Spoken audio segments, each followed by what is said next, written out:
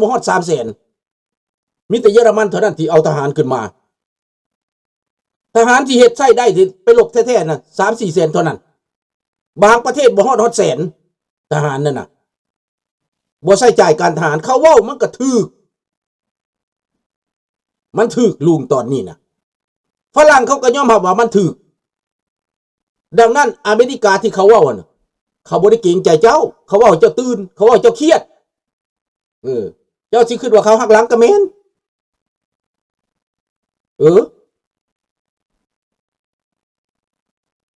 มันสิบ่แม่นจังได๋คันเจ้าว่าเฮ็ดสงครามแฮงจะไปเบิ่งประเทศเบลจิกแม้แต่ขนาดสิยึดเงินรัสเซียมาใช้ก็ยังบ่กล้านะเดี๋ยวนี้น่ะเงินโจรนะ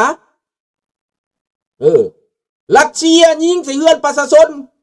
ยิงใส่ห้องหมอห้องเรียนฆ่าเด็กน้อยเอาเด็กน้อยไปกวาดเอาไปเป็นหมื่นเป็นแสนกวาดเอาเด็กน้อยไปเจ้ายังบ่กล้ายึดเงินมันเพราะแต่กักไว้ซื่อๆบัดสิเอาออกมาใช้บัดสิยึดเอาไปใช้บ่กล้าเห็นบ่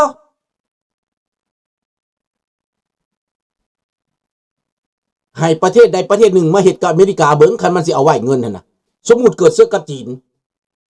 เงินจีนในอเมริกานี่เขาใช้เบิดเขาบ่เอาไว้ดอกเขาเอาเบิดค้ำก็เอาเบิดอเมริกาเอาเบิดเขาคำจันวงดาราคำจันวงดาราเพิ่นนะอย่าฟังความลาวนอกเด้อเพิ่นว่าใส่ห้ายป้ายสีเพิ่นว่าน้องลุงโพบ่แม่นเฮาอย่าไปอินขนาดนั้นเขาบ่หนีดอกลุงโพเอ้ยที่ตอบลุงโพว่าเขาบ่หนีถึงเขาสิเว้าเขาก็บ่หนีเขาเว้าให้เจ้ามีงบประมาณใช้งบประมาณให้มันถึง 5% แต่ก่อนฝรั่งบ่ถึง 2% บางประเทศบ่ถึง 2% เขาบอกให้ได้ถึง 2% แต่โดนก็บ่ขึ้นใช้จ่ายบ่เฮ็ดประเทศฝรั่งเศส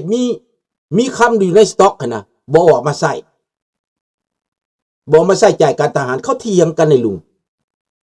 เฮาบ่ได้ฮู้จักเรื่องในเขาบ่อเมริกานี่นะเขาเว้าเป็นแล้วมันบ่ถูกใจซื่อๆอิตาถ้ำเราเว้าเด่นใส่โลดบ่เป็นพวกป้องอิตาถ้ำไหนร้านก็บ่ได้มักต่อถ้ำมันเรื่องนิสัยเราแต่เขาเว้าเป็นคันเขาเว้าเป็นมันตามใจคนฝรั่งมันตามใจ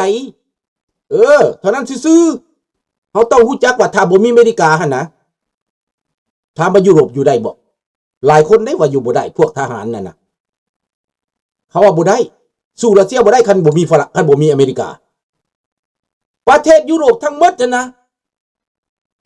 ต้องพวกทหารขึ้นมาต้องกล้าสู้กล้าเสียสละบ่อีบางประเทศสิไปยอมซ้ำนะออกบ้านก็ไปยอมสโลวักก็ไปยอมเห็นบ่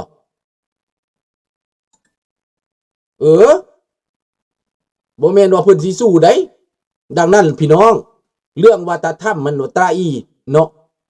ยังบ่แม่นเถื่อถึงแม่นเว้าคู่ก็ตามแต่ยังบ่แม่นมันเป็นลีลาของเขากระแทกแห้งๆให้มันตื่นซื่อๆเพราะว่าคนฝรั่งต่อต้านอเมริกาหลายดิเป็นยังไปเบิ่งคักไผอยากฮู้จักนะเขาไปเบิ่งอยู่ในคอมเมนต์สงครามยูเครนคนฝรั่งนี่ต่อต้านอเมริกาหลายด่าเซเลนสกี้ด่าผู้ที่ถือข่มเหงได้คัดหนีตีส่งได้เขาบ่ได้พร้อมเซเลนสกี้ได้ประชาชนฝรั่งนั่นน่ะมีแต่รัฐบาลมากรงซื่อๆได้พร้อมย้อนหยังย้อนว่าถ้ารัสเซียมันชนะยูเครนนี่ฝรั่งอยู่บ่ได้ต้องเดือดร้อนมักลงจากบ่ยอมเท่านั้นซื่อๆแต่นักการเมืองฝรั่งนี่หลานไปฟังเขาวิจารณ์วิจัยนี่สถานีเข้าข้างรัสเซียเบิดเกือบเข้าข้างคอมเมนเตอร์บางคนนี่คันสิเว้าเรื่องด่ารัสเซียนี่แปลว่าปิดปากไว้ก่อนบ่ให้เว้าคุณใดฟังทุกซ่องฝรั่งหลานฟังทุกซ่องผู้ควบคุมรายการคือกันผู้มาออกกันกับผู้ใดคันไปต้านรัสเซียหลายๆเขาบ่ออกมาบางคนยูเครนนี่นะเอามานั่งในอันน่ะบ่อนทกเถียงกันหั่นนะ จนเขาบ่อยากเว้าพุ่นแหละมันตำใจเขามันคือกับเอามาข่มเหงเขาคนที่ถูกกระทำและเอาคนที่บ่ได้ถูกกระทำมาเยาะเย้ยหั่นน่ะเว้าให้เสียกำลังใจหั่นน่ะ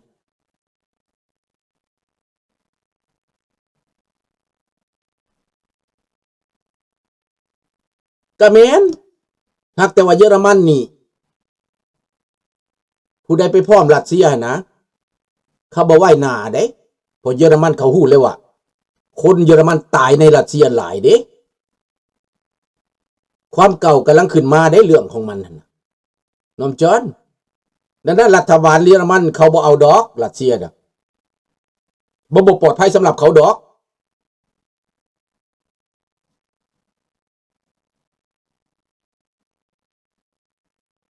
แบบเดียวข่าวไทยนั่นละสำราญคล้ายๆนั่นแหละแต่ว่าเรื่องจริงอีกเรื่องหนึ่งต่างหากได้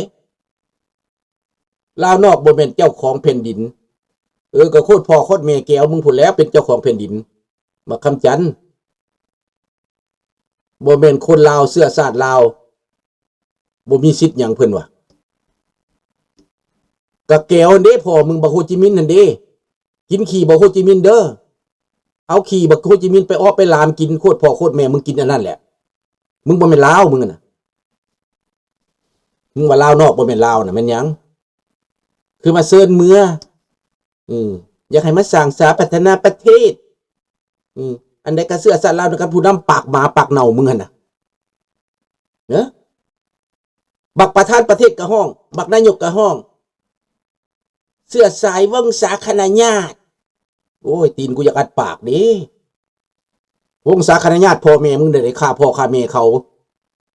ไล่ยิงเขาขับน้ำของตายนองอยู่ผู้เปื้ออยู่น้ำของจนแดง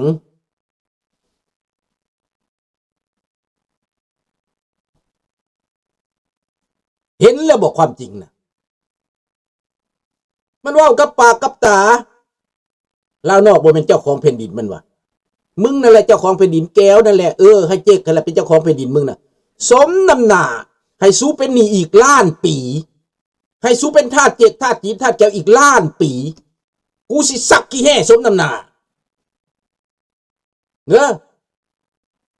กูสิสักกี่แห่สมน้ำหน้าให้มึงสแตกขี่แก้วไปอีกล้านปีให้เป็นทาสท่าสีท่าสาเขาให้สู้ไส้หนีไปอีก10,000 ปี1,000 ปีล้านปีให้เบิดโคตรเบิดเสื้อสู้เป็นข่อยแก้วขนาดเนอะสู้มักหลายแก้วนั่น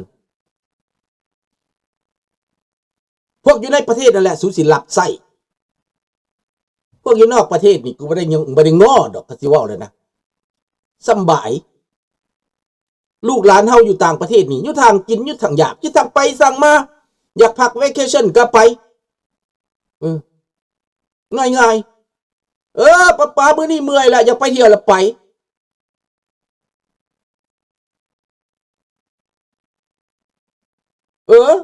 เอาแล้วไปจนเบิดเล่มเบิดเล่มยังก็ไปเบิดไม่ถอนตัดไปคนไปให้พวกหมามันนั่งเฝ้าไม้นะ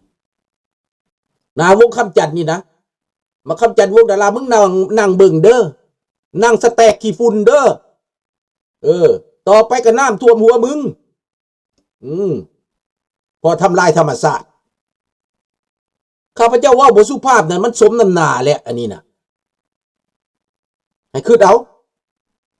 มันว่าลาวเฮานี่บ่แม่นพี่น้องมันแก้วแต่เป็นพี่เป็นน้องมันเขาแม่นฮักฟักเส้นหนึ่งกับปั้นกันกินชาติลาวกับชาติเวียดนามนี่เป็นพี่น้องเดียวกันเด้หุ่นแหละ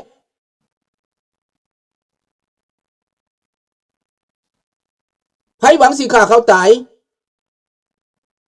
ถามโคตรพ่อโคตรแม่มึงดูนั่นไผสักสงครามเข้ามาเมืองลาวนั่นรัฐบาลลาวรุ่นใดก็บ่เคยได้ประกาศสงครามมึงไปถามเบิ่งโลดบันทึกไว้เบิ่งมาเบิดแม่งโคตรพ่อโคตรแม่พวกบัก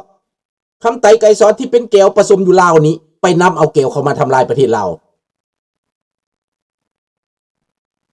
นี่แหละมื่นหูมื่นตาเน่คันว่ามึงเป็นลาวคิดว่ามึงบ่เป็นลาวดอกมึงขี่มึงเป็นแก้วเบิดแล้วมึงกินขี้แก้วมึงเป็นความแก้วกินหมาน้ำแก้วก็เสือแก้วเบิดเขาเว้าหยังแม่นเบิดมึงเสือเบิดสันดานของมึงนั่นบ่ได้เป็นคนสิฮู้จักบ่เป็นคนสิเข้าใจความลาวง่ายดอก มึงบ่เข้าใจความลาวดอกโคตรพ่อโคตรแม่ตระกูลคุณชาติมึงก็บ่เข้าใจความลาวมึงบ่จักมึงบ่เห็นความจริงมึงรับบ่ได้ขอทานเกิดเป็นประเทศขอทาน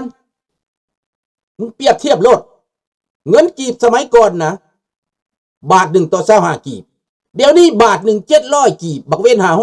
500บักเว้น800มึงเข้าใจบ่แต่ก่อนประชาชนลาวมีความสุขอยู่ทงไห้ทงนานอนเกี่ยวข้าวเกี่ยวน้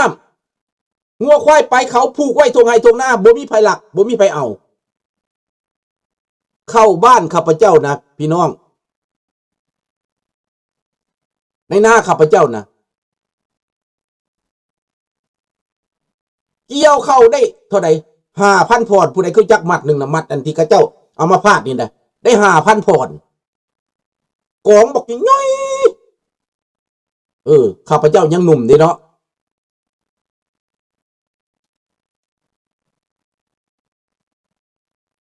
คอยบึง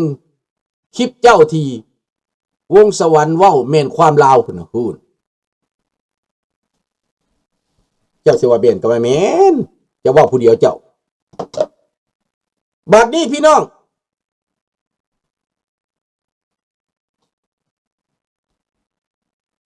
เข้าดันอยู่กองในนาก็บ่มีผู้ใดมาหลักความสงบสุขของบ้านเมืองคนลาวเขาอยู่เขากินหมูหมาเป็ดไก่เลี้ยงไว้ซอยกันความสามัคคีข้าพเจ้าตอนนั้นคือสิประมาณ12 ปีจักหน่อยผู้บ่าวเป่าแคนมาแล้ว 7-8 คนประทับใจได้พี่น้องเป่าแคนมาก็ล่ำมาแล้วผู้บ่าวมาก็มาเวะล้านข้าพเจ้าแล้วตอนนั้นพวกน้าสาวพวกยังก็ล่ำเป็นสาวดีเนาะพวกเอื้อยลูกน้องเป็นสาวเขาเจ้านอนลานเนาะ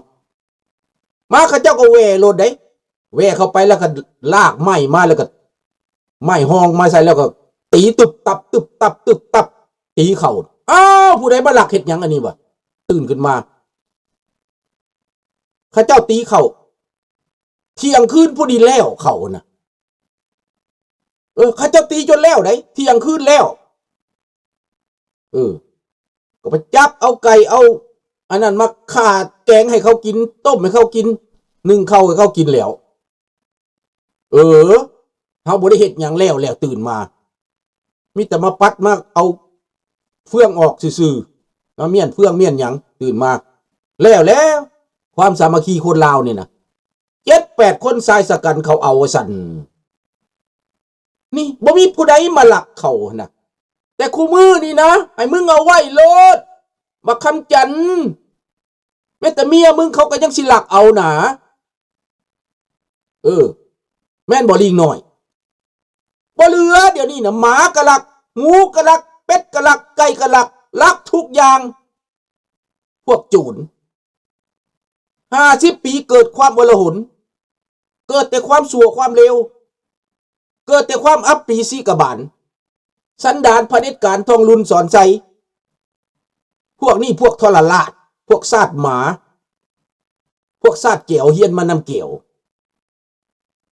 โคตรพอบักสอนไส้โคตรพอบักคำไตตายอย่างหยาบมันตายไปแล้วมันบ่ได้ทรมานลิ้นขี้ลิ้นเหี่ยวมาหลายปีเติบจังตายด่าทุกมือจังตายมันโมเมนต์ที่บ่เว้าเอาได้นี่มันเรื่องจริงในพวกเจ้าเห็นบ่ล่ะมันเป็นเรื่องจริงมันตอบบ่ได้ดอกเลยนี่นะถามเบิ่งเงิน1 บาท25 กีบเดี๋ยว1 บาท 7-800มันถูกจักเท่าพี่น้อง